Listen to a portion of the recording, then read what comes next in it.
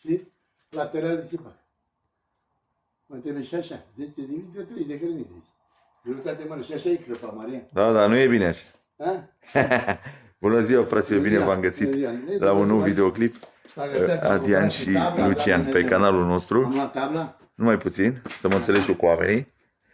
Deci bine v-am găsit pe canalul nostru de YouTube, Adrian și Lucian. Vă mulțumim pentru abonări și pentru like-uri.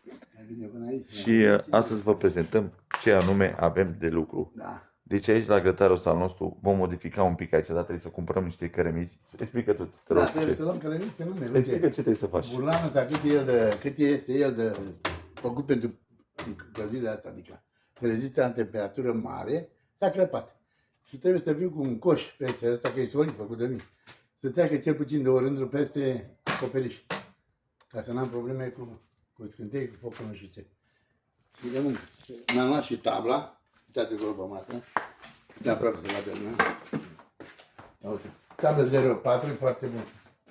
Tablă 04 e Tabla aceasta. Să-mi pun acolo să completez. Că vine toamna și dacă vine toamna eu aici stau până vine frigul la mare. Chiar și dacă e zăpadă mare cu frig. O să fac acolo 2 uși.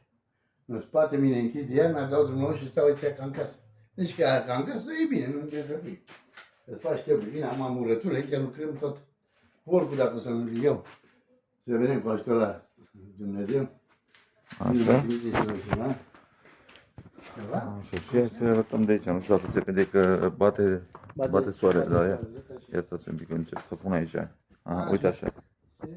Aici, vedeți că am făcut chenarul aici. Am pus și cheamă. I-a pus și niște folie din asta termoizolantă, ca să nu ia foc. Că fiind grătarul aici, era periculos să nu sară. Da, mai mult de aburi, de scântei de asta. Da.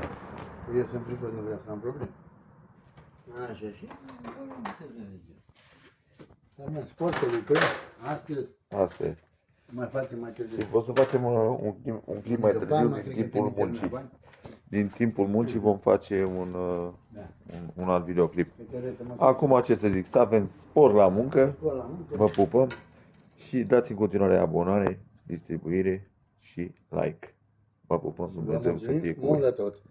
Doamne ajută!